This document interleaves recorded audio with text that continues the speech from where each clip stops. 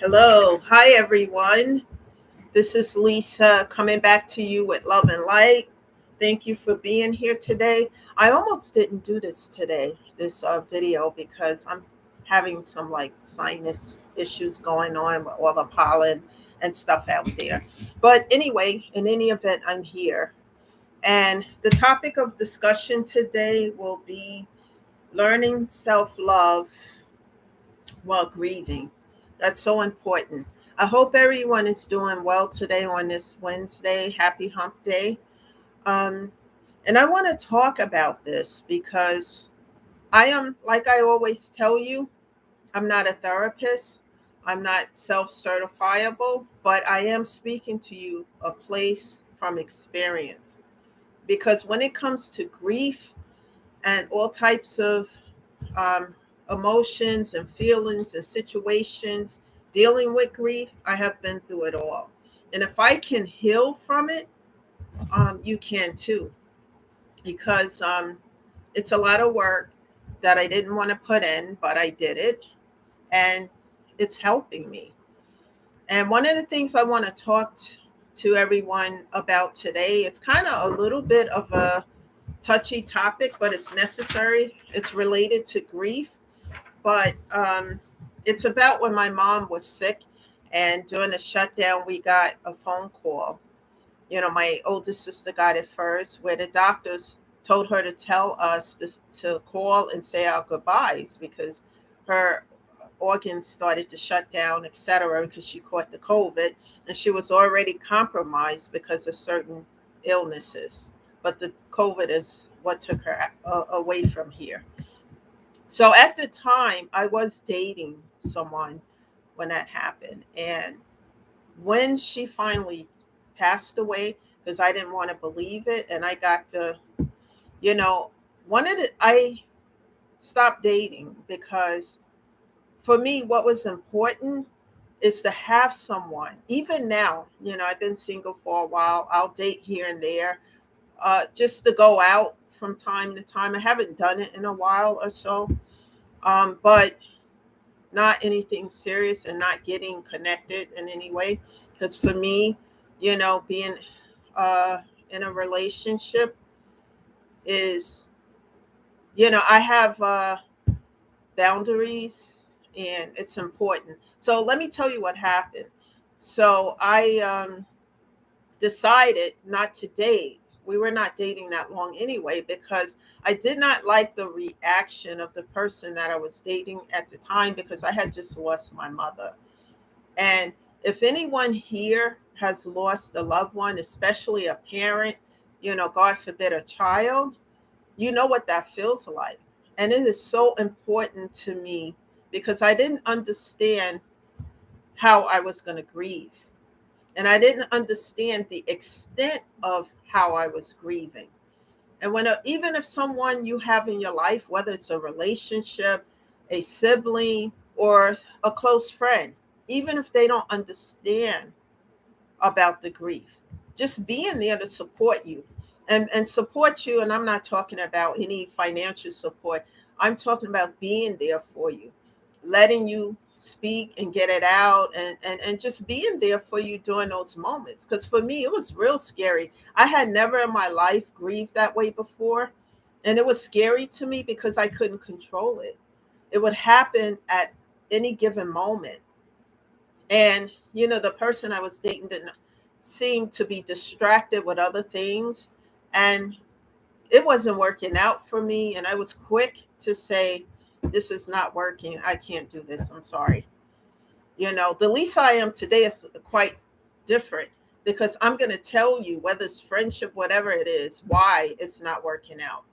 But for me, um, it's important to have a partner that is just, even if they don't understand the grief because they haven't gone through it themselves, but they're able to be supportive.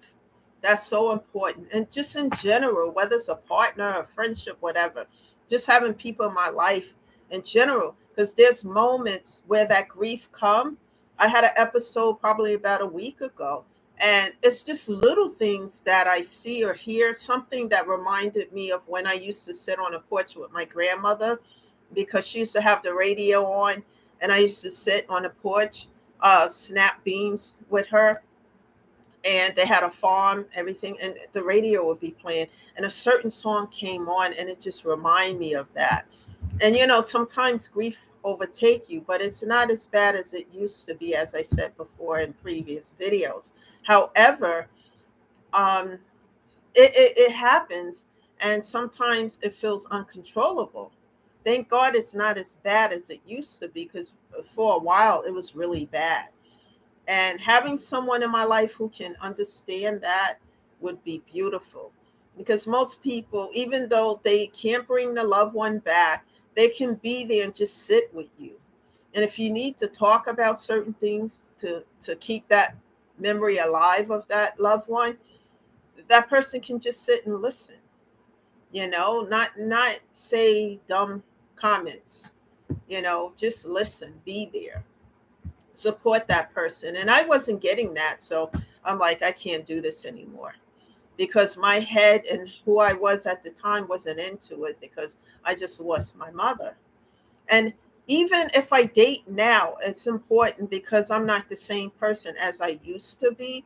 And with grief will change you. This is why I'm talking, because I'm connecting the dots here with this conversation. And grief can change you, and I learned to self-love. That's important, because if I don't love myself, what am I going to give to somebody else, and vice versa? So it's important for me to have someone who loves themselves. And if they can't love one themselves, what are they going to give to me? And I set boundaries. I don't like codependent situations. I've been in that for so long. um, I'm not codependent. I'm very independent. So I don't like people being codependent on me. I'm not responsible for anyone else but myself. I don't mind helping and being generous, but that's as far as it goes. Whereas before, I was being subservient to people. So after this experience of grief and doing the therapy and doing the work given, I realized that I was giving too much and not getting back in return. It was never an equal give and take.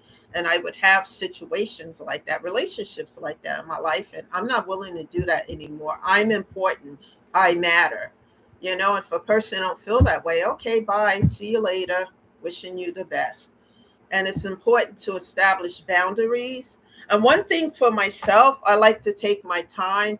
If someone rush in to get involved, oh yeah, let's get, hooked up or whatever, I don't do that. I take my time, build a friendship, get to know that person. They're not interested in that. Bye, see you later. I'm not the one for you.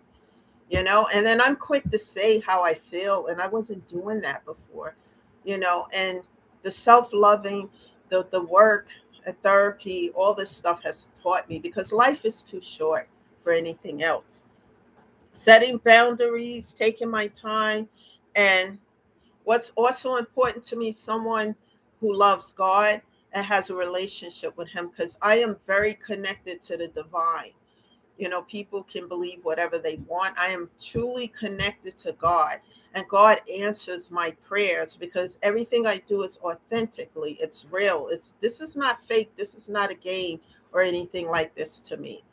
And when people come to me with narcissistic attitudes and situations, I just shut it down. I have no more room for that in my life. I've done too much work. I've worked hard on myself. I've worked hard to get from A to B to this point. And I am not allowing anyone to interfere with my healing and my peace, because if they do, there will be repercussions for that. This is not a joke or a game.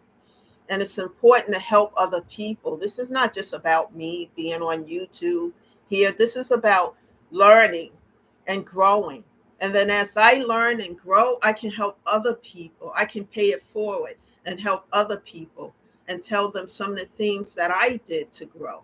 Now, like I said, music helps, just, and if people are not that into music, having a pet will help you. It helps with the grief. Sitting in nature, being out by the water, doing something to pamper yourself and nurture yourself, your inner child. Nurture and pamper that inner child. Give yourself hugs. It doesn't mean you're in love with yourself, but you love yourself enough to know that you have been scarred. You have been through so much, and you need to take care of your physical and mental health. Getting in a tub of water filled with a bubble bath, candles around it, music, things of that nature, pampering yourself, buy yourself some flowers or something that you like without breaking a bank, and things that are going to help you grow little by little. These steps help. And give yourself time to get through the grief. For me, relationships is a challenge because, like I said, I am very close to God. I have that relationship. I go to church quite often. And, whoever I'm involved with have to love God. That's it. And boundaries and respect boundaries. And we have to have that respect. It's so important. And most of all, I mean, besides all of that, just when I have those moments of grief, if someone could just be there and just listen and just let me go through it, would be awesome, because, it's not easy. And it's not easy being vulnerable, but I had to learn that. That's the way to get rid of the pain, having an outlet for that. And I had to learn that through therapy because, it's not easy. And I also had to learn how to cut off, block, and delete when people keep crossing boundaries because they're not respecting me and who I am as a person. And that wasn't easy. That was the most difficult part of all this homework I had to do.